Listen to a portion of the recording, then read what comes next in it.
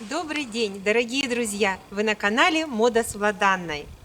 Сегодня у нас в Харькове первый снег, и впору утепляться. Я на себя надела курточку зимнюю. Такая она у меня стеганая, тепленькая и с меховыми манжетами и меховым воротничком. В основу курточки легла выкройка летучей мыши.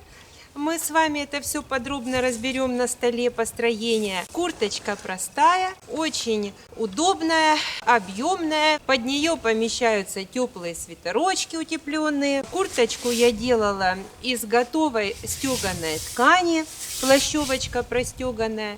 И достаточно быстро она у меня получилась по вот этой выкройке. Мне нравится закругленный низ. В нем очень удобно в машине. Здесь мне все и прикрывает, и не ограничивает движение.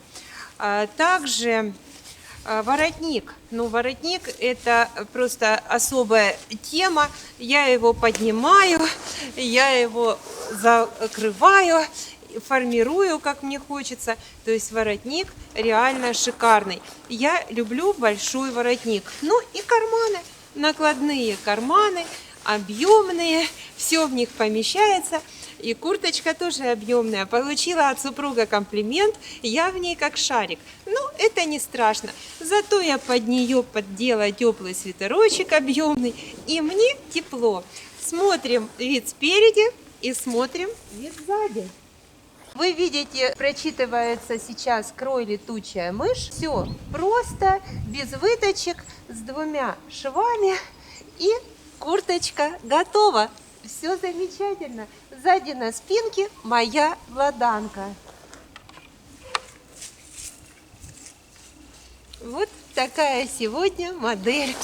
Чем хороши вот эти вот фасоны, вот такие объемные, тем, что под них хорошо поддеваться. Не обязательно делать тяжелую, утепленную, громоздкую куртку. Достаточно ее сделать объемной, и под нее поместится много чего тепленького. Для начала может быть термобелье, и далее шерстяные теплые вещички, как мой свитерок, по которому я тоже планирую сделать обзор. Он у меня с трансформацией и с интересными детальками. Полукруг борта переходит на двубортную застежку. Курточка застегивается на кнопках, но, как всегда, есть свой изюм. Сейчас я вам его продемонстрирую. Верхняя кнопочка открывается, у меня получается вот такой отложной шикарный большой воротник. Но я могу этот воротник отстегнуть, и легким движением руки мы его отстегиваем. Курточка сразу становится более облегченной. Также отстегиваются и манжеты. Все очень просто. Мы это все трансформируем. Я люблю трансформации. Оп, убежал. Вот мы остались вот в таком варианте. Вы видите достаточно большой воротник, вот его форма. Это может быть как, в данном случае натуральный мех, но может быть и искусственный. Можно вообще без меха. И рукав 3/4. Вот такая у меня легкая облегченная курточка, в которой я уже ходила по сезону, а с первым снегом решила пристегнуть манжеты и воротник. Сейчас мы с вами подробно разберем мою курточку на столе. Пожалуйста. Друзья, перед вами схема моей выкройки. Это рабочая выкройка, которую мы используем достаточно часто в ателье. Мы по этой выкройке шьем пальто, шубы, жакеты, курточки. Постоянно ее используем. Они могут быть, как моя курточка, подобный вариант, может быть вариант на молнии, может быть под пояс, может быть однобортная, различные карманы, различные воротники. Но вот с этой выкройкой мы достаточно плодотворно дружим. И в основе этой выкройки построение летучая мышь. Вы здесь на чертеже видите, как рукав строится, как строится горловина. Горловина здесь на выкройке сразу показана и спинка, и перед. Полочка с синим фломастером, спинка красным. И они отличаются между собой только горловиной. И, естественно, по переду вы видите вот этот вот борт, а также закругление внизу. Горловину я сразу расширяю. Углубление 12 сантиметров по переду, по спинке 3 сантиметра. А ширина горловины 10 сантиметров. Далее мы откладываем 10,5 сантиметров, это ширина плеча, потом перпендикуляр к этому отрезку 3 сантиметра и проводим линию с горловины длиной 72 сантиметра. Это длина руки с плечом. Потом мы к этой линии также строим перпендикуляр 7 сантиметров и соединяем эту точку с нашим плечом. Вот мы получили угол наклона нашего рукава. Далее мы откладываем перпендикуляр, это ширина нашего рукава 19 сантиметров. Потом пунктиром я показываю линию манжета. Дальше мы видим на моей схеме 90 сантиметров, это общая длина изделия. Но опять же она может быть различна, то есть в зависимости от ваших пожеланий, индивидуально. Моя курточка длиной 90 сантиметров. Потом откладывается 44 сантиметра линия талии. От линии талии мы соединяем плавно с нашим рукавом. И далее все видно, понятно. Линия бедер, сколько отложен мой борт, вот эти длинные линии построения борта. Карман привязан к переду, он на высоте 16 сантиметров от низа расположен. Вот дополнительно размеры кармана. По горловине проходит стоечка невысокая, она в готовом виде 3,5 сантиметра. На этой стойке у меня размещаются кнопки. Рукав получается 3/4 с маленьким манжетом, также 3,5 сантиметра, такой же как стойка. И на этом манжете и на стойке размещены кнопки. Сейчас я вам покажу. Это стоечка, вот она с кнопочками, может сама по себе существовать без воротника, и кнопочки ее украшают. Вот они регулярно расположены, 14 кнопок по стойке вверху, а на манжете 6 кнопочек располагается, и вот они тоже украшают. Я делаю вот такой отворотик. И достаточно симпатично смотрится мой рукавчик и воротничок без меха.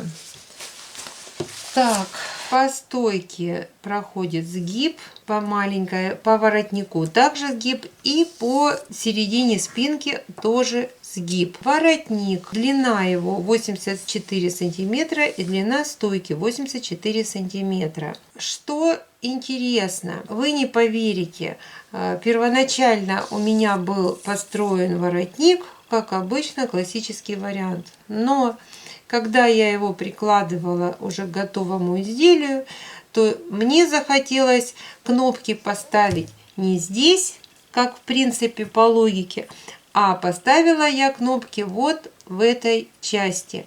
И воротник в итоге очень хорошо выложился, красиво вот этот вот угол выкладывается по плечам.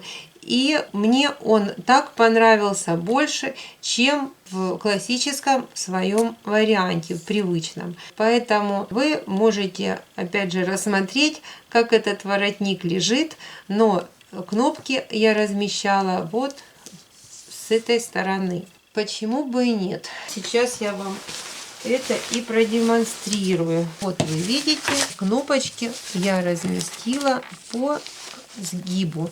И воротник мой настолько хорошо выкладывается на плечах, поднимается. Ну, мне в таком варианте понравилось больше. Я люблю экспериментировать. Первоначально я планировала его по правилам размещать, но получилось, что в таком случае он лучше оказался в изделии. Я приобретала ткань, уже готовую стеганую плащевку с таким перламутровым напылением. Также я приобрела обычную плащевку, простеганную клеткой, и думала соединить их между собой, но когда я соединила два слоя простеганных, я поняла, что куртка стала такая объемная, и мне было в ней некомфортно. Поэтому я вынуждена была с верхнего слоя снять утеплитель. По бывшим швам дала строчку, прошлась, и потом соединила нижний слой простеганный с тонким верхним перламутровым слоем. И в таком варианте меня уже объем моей куртки, мягкость, комфортность меня устроили. Потому что вначале она просто как-то вся раздулась, как шарик. И я себя в ней...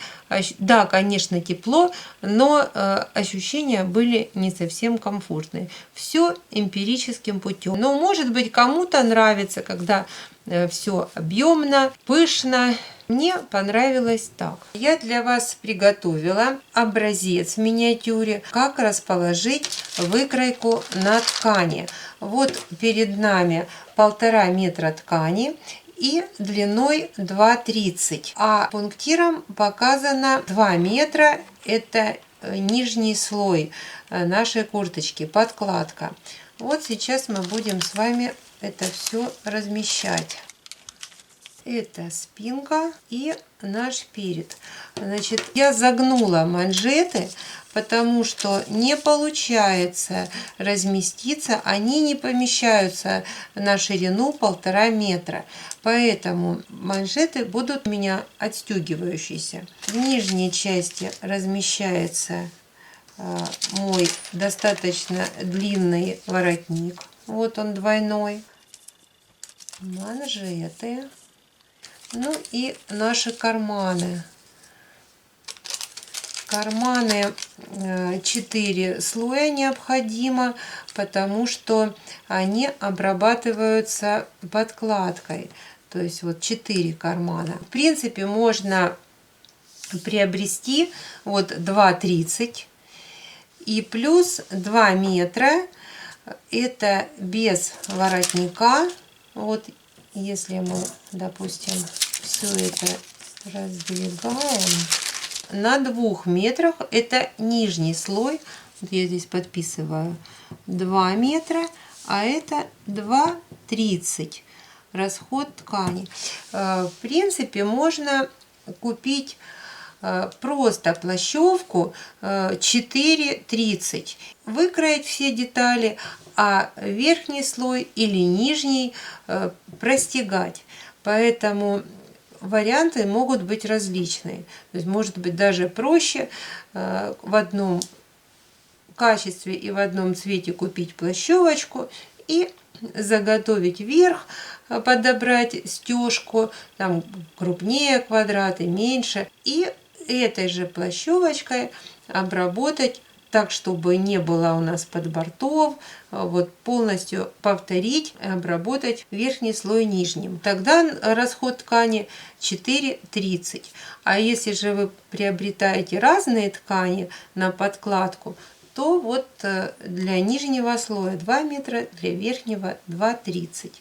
Вот как раз здесь видно, что без подборта одно другим обрабатывается достаточно просто и быстро. По борту у меня проходят 4 кнопочки. Мне этого достаточно. Я, как правило, застегиваю 3 кнопки, а верхняя часть у меня в основном отложная. Уголочки отложные с воротничком. Вот вы видите карманчик мой, как обработан. Совмещены полосы, проходят, попадают. Он подходит к боковому шву.